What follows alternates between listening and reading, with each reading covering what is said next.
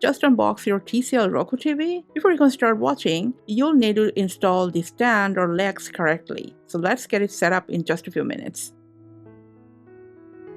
Alright guys, so before we begin, make sure you got enough space to work safely.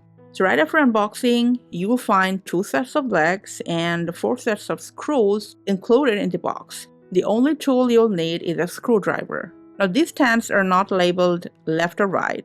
Instead, look for the arrow on each stand. The arrow should point towards the front of the TV screen.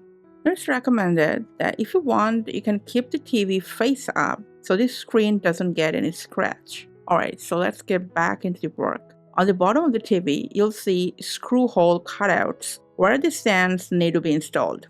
Just position either stand so it kind of lines up with the holes, and then insert the screw and gently tighten them with your screwdriver like this. If the TV is large or difficult to handle for you, don't hesitate to ask a family member or someone else to help hold it steady while you install the stands. Install the second leg like the same way, and make sure they're snug, but don't over tighten them. After you're done, you can check if they're attached firmly.